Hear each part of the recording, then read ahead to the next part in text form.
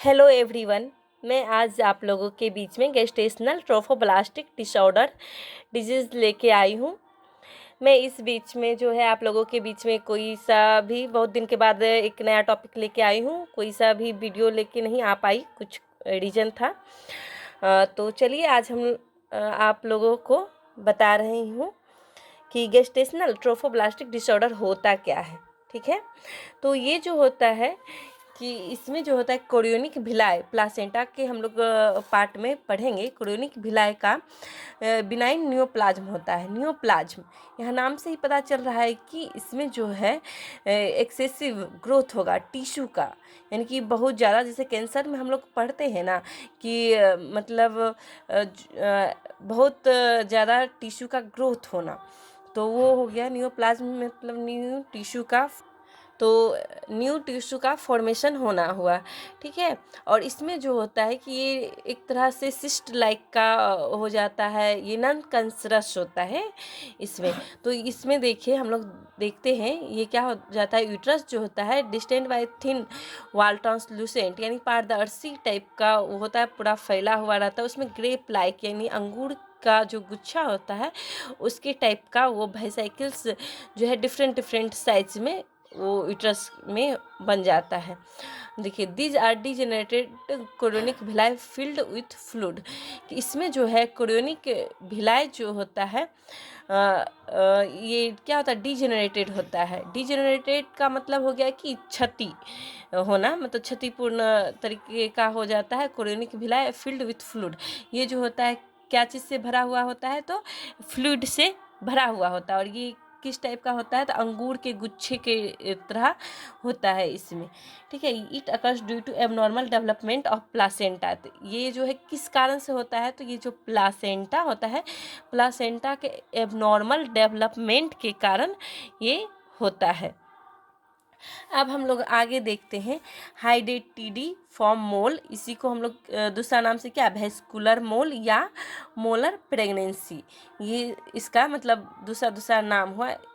तो ये जो होता है गेस्टेशनल ट्रोफोब्लास्टिक डिसऑर्डर, इसी का एक फॉर्म होता है क्या, हाइडेटिडी फॉर्म मोल, वेस्कुलर मोल या मोलर प्रेगनेंसी।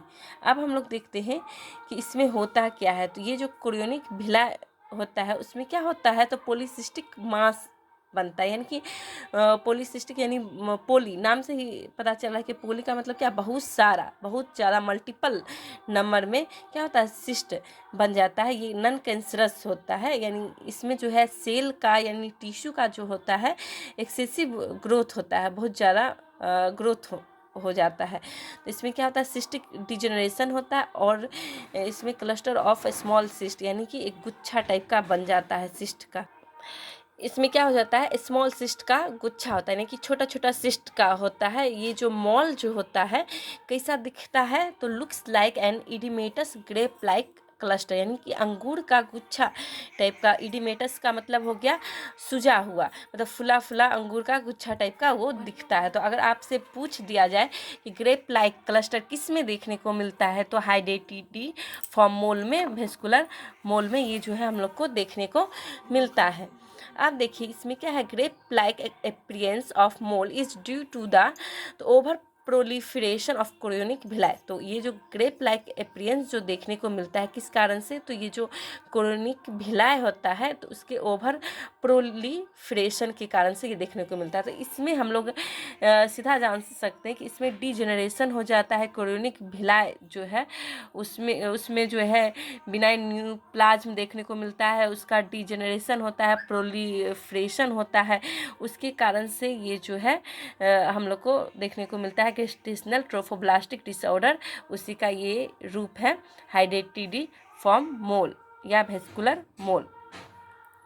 अब हम लोग आगे देखते हैं कि इसमें क्या क्या हम लोग को लक्षण दिखेगा, साइन सिम्टम्स, इसका क्लिनिकल फीचर क्या होगा। तो इसमें जो है पेशेंट को जो है शो होगा क्या, अर्ली साइन ऑफ प्रेगनेंसी, यानी कि जो प्रेगनेंसी का जो साइन होता है अर्ली साइन ही वो दिखने लगेगा। और इसमें क्या होता है, तो ब्लीडिंग बहुत होता है, तो इस कारण से पेशेंट को एनीमिया देखने को मिल सकता है।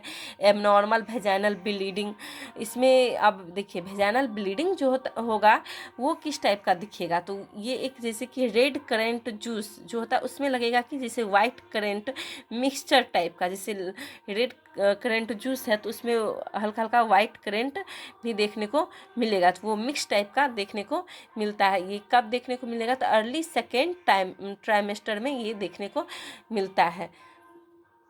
अब और देखते हैं कि इसमें क्या क्या देखने को मिलता है। तो इसमें एब्डोमिनल पेन देखने को मिलता है, लोअर एब्डोमिनल पेन।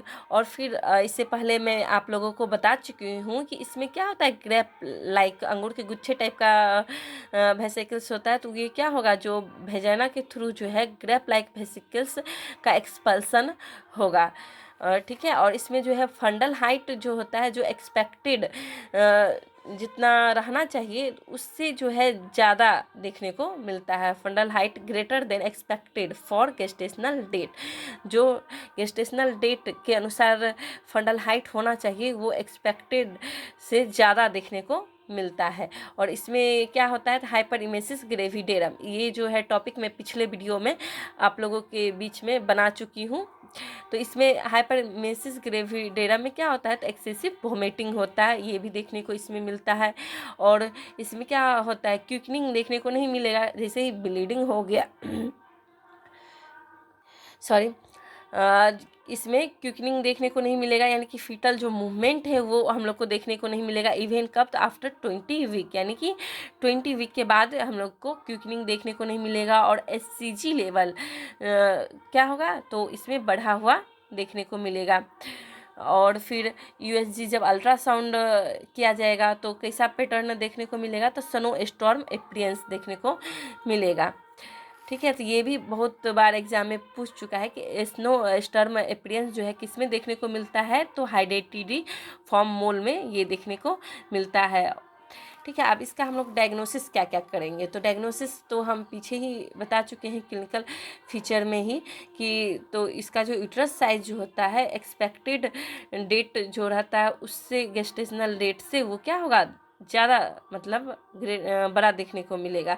तो यूट्रस साइज क्या होगा, लार्ज फॉर डेट यूट्रस, ठीक है। और foetal parts not felt, foetal part भी फील नहीं होगा, क्विकनिंग फील नहीं होगा, फीटल मूवमेंट फील नहीं होगा, फीटल हार्ट रेट ये सब फील नहीं होगा। और जब पाल्पेट करेंगे यानी पाल्पेशन यानी उसको जब दबाएंगे तो यूट्रस जो है कैसा देखने को मिलेगा, तो डफी और इलास्टिक यानी मुलायम और लचीला यूट्रस जो है देखने को मिलेगा। और एक्सपल्सन होगा वेसिकुलर मोल वेजाइना के थ्रू, यानी ग्रेप लाइक वेसिकल्स का एक्सपल्सन होगा। सीरम HCG लेवल जो है वो ज़्यादा बढ़ा हुआ रहेगा। USG करवाया जाएगा तो USG में क्या देखने को मिलेगा, तो स्नो स्टॉर्म अपीयरेंस देखने को मिलेगा। ये सब डायग्नोसिस किया जाता है। अब हम लोग देखते हैं कि इसमें कॉम्प्लिकेशन क्या देखने को मिलेगा, यानी कि जटिलता क्या क्या देखने को मिलेगा इसमें। तो सबसे पहले देखिए सेप्सिस मतलब इन्फेक्शन देखने को मिलेगा। किस कारण से, तो ऑपरेशनल इंटरफेरेंस जब होगा यानी कि ब्लीडिंग होगा, तो इसमें जब ऑपरेशनल इंटरफेरेंस होगा तो इस कारण से इन्फेक्शन देखने को मिलेगा, तो सेप्सिस हो सकता है। फिर इसमें वेजाइनल ब्लीडिंग होता है तो जिसके कारण हेमरेज शॉक देखने को मिलेगा। फिर यूट्रस का परफोरेशन भी देखने को मिलेगा। परफोरेशन का मतलब फटना यूट्रस का, किस कारण से, तो ये जो ये मोल जो होता है तो परफोरेटिंग मोल के कारण से जो है यूट्रस का भी परफोरेशन देखने को मिल सकता है। फिर पल्मोनरी इम्बोलिज्म देखने को मिल सकता है, तो किस कारण से, ट्रोफोब्लास्टिक सेल जो होता है इस कारण से जो है पल्मोनरी इम्बोलिज्म देखने को मिलेगा। हम लोग मैनेजमेंट क्या क्या करेंगे, तो मैनेजमेंट जो है जो भी यूट्रस में मान के चलिए ब्लीडिंग हुआ, यूट्रस में कुछ पार्ट बचा हुआ है तो हम लोग उसका क्या करेंगे, तो उसको इवाक्यूएट करना है सक्शन के थ्रू। यानी इवाक्यूएट मतलब जो यूट्रस में जो पार्ट बचा हुआ है तो उसको खाली करना है। तो suction evacuation of the uterus by vacuum aspiration, यानी वेकम एस्पायरेशन के थ्रू जो है उसको यूट्रस को खाली करना है। और फिर देखिए कब यानी इवाक्यूएशन से पहले हम लोग को कंफर्म हो लेना है कि मेटास्टेटिक डिजीज़ का प्रेजेंस है, तब जाके हम लोग को यूट्रस को सक्शन इवाक्यूएशन करना है वेकम एस्पायरेशन के थ्रू। अब देखिए सपोर्टिव थेरेपी भी देना है, बहुत ज़्यादा ब्लीडिंग लॉस होगा तो एनीमिया होगा, तो एनीमिया के लिए क्या करना है, तो इसको सही करने के लिए सपोर्टिव थेरेपी देना है। तो इसके लिए आयरन सुक्रोज का इंजेक्शन होगा या आईवी फ्लूइड के थ्रू उसको चलाना होगा। तो क्या करेक्शन ऑफ एनीमिया को सही करना है, इन्फेक्शन से बचाव के लिए एंटीबायोटिक चलाना है। तो ये सब क्या हो गया, सपोर्टिव थेरेपी हो गया। अब मान के चलिए अगर कोई माँ जो है RS निगेटिव यानी कि उसका जो ब्लड ग्रुप है निगेटिव ब्लड ग्रुप है, तो उसको क्या एडमिनिस्टर करेंगे, तो उसको एंटी डी इम्यूनोग्लोबुलिन उसको एडमिनिस्टर करेंगे। तो इस तरह हम लोग का जो है टॉपिक ये आज कंप्लीट हो गया है। मैं इसके बाद आप लोगों के बीच में एक नया टॉपिक फिर से लाऊंगी। आप लोग को वीडियो अच्छा लगे तो ज़्यादा से ज़्यादा शेयर कीजिए, लाइक कीजिए, सब्सक्राइब कीजिए। और आप लोगों के बीच में मैं इसी तरह नॉलेजेबल वीडियो लाया करूँगी। Thank you.